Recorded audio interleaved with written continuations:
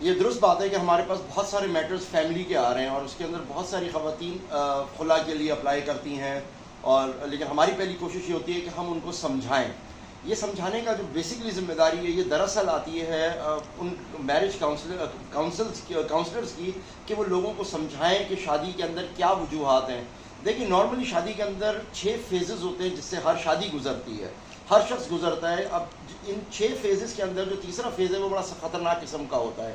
چونکہ ہمارے پاس marriage counsellors نہیں ہیں، ہمارے پاس جو ایڈوکیٹس ہیں وہ بھی صرف خلا داخل کر دیتے ہیں، وہ گائیڈ نہیں کرتے پراپر، اس وجہ سے یہ ریٹ بڑھ رہا ہے.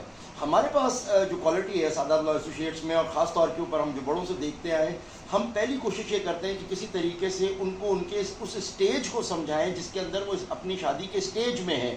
ان کو پہلے بتائیں کہ کیا وجوہات ہیں جن کی وجہ سے ان کی شادی نہیں چل پا رہی ہے. اس کے بعد کی آگے کے معاملات ہوتے ہیں جس کے اندر ہم کوشش کرتے ہیں کہ جب دیکھتے ہیں کہ یہ معاملہ نہیں چل سکتا تو پھر ہم خلا کے لیے یا ڈیزولوشن آف میرج کے لیے جاتے ہیں، ورنہ اس سے پہلے ہم لوگ نہیں جاتے ہیں. جہاں تک تعلق ہے اس سوال کا کہ کون سے وہ اپنا آپ کے 6 سٹیجز ہیں، تو ان میں جو پہلا سٹیج ہے اس کو کہتے ہیں ڈریم سٹیج. یہ وہ سٹیج ہوتا ہے کہ لڑکا جو ہے اس کو ایک خواب ہوتا ہے، لڑکی کو ایک خواب ہوتا ہے شادی کا، شادی ہو رہی ہے اور شادی کے بعد ہماری زندگی اس طریقے سے پھیلے گی، اس طریقے سے پھیلے گی. یہ بڑا ایک اہم فیز ہے شادی کا. تو شادی کے بعد بہت سارے لوگوں کا اسی سٹیج کے اوپر ڈریم ٹوٹ جاتا ہے، اسی سٹیج کے اوپر وہ فارغ ہو جاتے ہیں جب وہ دیکھتے ہیں کہ ہم نے تو سوچا تھا کہ ہمارا میاں یہ ہوگا، مگر جب ان کو وہ چیز نہیں ملتی تو ان کا دل ٹوٹ جاتا ہے، مرد کا دل ٹوٹ جاتا ہے. یہ انیشل سٹیج ہوتا ہے. اگر اس سٹیج کے اوپر ہمارے پاس کوئی آتا ہے تو ہم ان کو دیکھتے ہیں کہ کوئی تبدیلی نہیں ہے یا ان میں بہتری نہیں آ سکتی، تو ہم اس کو کہتے ہیں کہ آپ اس کے اندر اپنی خلا لے لیں، آپ اس میں سائڈ کے اوپر ہو جائیں، وہ آرام سے کام ہو جاتا ہے. ورنہ یہ جو ادروائز جو سمجھدار لوگ ہوتے ہیں وہ اس ڈریم سٹیج کو ایک دوسرے کی تعبیر بننے میں ٹائم لگاتے ہیں، یا ہم ان کو بتاتے ہیں کہ آپ نے جو سوچا تھا ضروری نہیں ہے کہ ایسے ہی معاملہ ہو، آپ اس کے اندر انتظار کریں، ٹائم دیں، تو بہت سی دفعہ جو ہے وہ آپ کی چیزیں بچ جاتی ہیں. اسی طریقے سے آگے کا جو سیکنڈ فیز ہوتا ہے شادی میں وہ ڈسکوری فیز ہوتا ہے. ڈسکوری فیز وہ ہے کہ جس میں آپ کو پتہ چلتا ہے کہ آپ کا جو پارٹنر ہے وہ کیا ہے. اگر لو میرج ہے یا آپ کی ارینج میرج ہے تو اس کے اندر اصلیت تو بعد میں پتہ چلتی ہے نا، شروع میں تو نہیں پتہ چلتی. اگر آپ کی لو میرج بھی ہے تو آپ کو شروع میں بندہ کچھ نظر آ رہا ہے، لیکن شادی کے بعد بالکل وہ کچھ اور ہو جاتا ہے.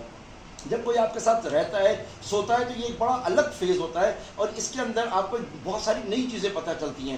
اس کے اندر بھی ہم کوشش کرتے ہیں کہ گھر کو بچا لیں.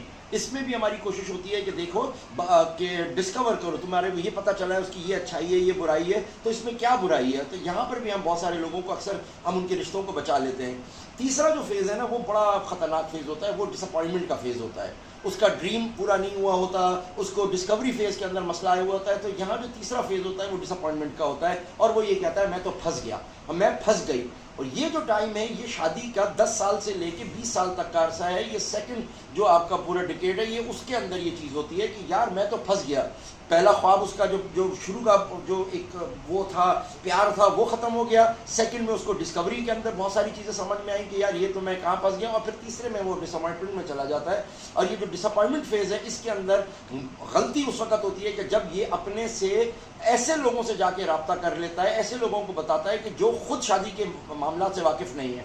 اس میں عموماً آپ کی ماں، آپ کی بہن، آپ کے والدین، آپ کے بھائی آپ کی شادی خراب کر دیتے ہیں. بیوی ناراض ہے، اس نے فون کیا، یہ آپ نے میری شادی کہاں کرا دی، اور یہ عموماً 10 سال کے بعد ہو رہا ہوتا ہے. تو بھائی غصے میں آتا ہے اور آنے کے بعد کہتا ہے تم نے میری بہن کی زندگی تباہ کر دی، اور بھائی اٹھا کے لے جاتا ہے. یہ ریلائز نہیں کرتا کہ بھائی 10 سال سے یہ لڑکی اس کے پاس ہے. باپ آتا ہے، باپ اپنی بیٹی لے جاتا ہے، ماں کہتی ہے توڑ دو، فلاں نہ کر دو. یہ ایک بہت ہی خطرناک فیز ہوتا ہے. دوست ہوتا ہے، وہ دوست کہتا ہے چھوڑ دو، بہتر ہے اس کے اندر. وکیل آتا ہے، وکیل کہتا ہے توڑ دو.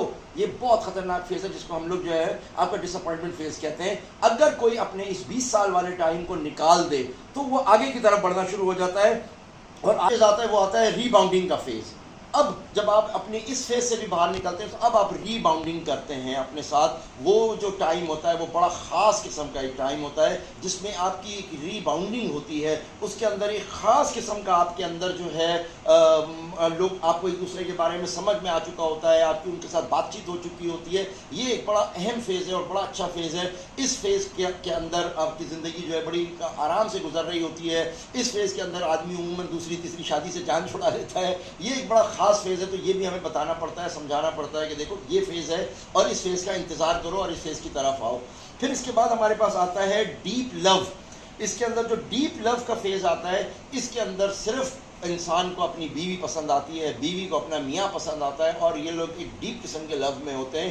یہ بہت اچھا اور بہت خوبصورت فیز ہوتا ہے. اس فیز کی بڑی قدر کی جاتی ہے، اور یہ سارا اپنا ایک سلسلہ چلتا ہے. یہ عموماً 30 سے 40 سال کے درمیان ہو رہا ہوتا ہے، اور 40 کے بعد جو فیز آتا ہے اس کو ہم لیگیسی فیز کہتے ہیں. اب آپ اپنی لیگیسی چھوڑتے ہو کہ آپ کے بچے کہتے ہیں کہ ہمارے ماں باپ کو ہم نے کبھی لڑتے ہوئے نہیں دیکھا. اب اس فیز میں آپ کہتے ہو کہ یہ وہ ٹائم ہے کہ ہمارے ماں باپ مثالی ہیں ہمارے لیے. ان سارے فیزز سے گزرنے کے بعد کہیں جا کے شادیاں اور رشتے بچتے ہیں. تو سادات لا ایسوسیٹس کے اوپر ہماری پہلے پوری کوشش ہوتی ہے کہ ہم ان کو وہ فیز سمجھائیں، اور اس فیز کے اندر ان کو بتائیں کہ آپ ان فیزز میں ہیں، یہ فیز خطرناک ہے، یہ فیز اچھا ہے.